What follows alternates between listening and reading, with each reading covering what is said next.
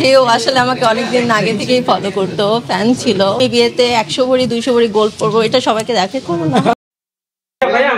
আমরা একটা কোশ্চেন শুনেছি যে আসলে আপনি যে পেমেন্ট ভক্তরা বা যারা আপনাকে পছন্দ করে তারা কিন্তু প্রতিনিয়ত আপনাকে প্রপোজ করে।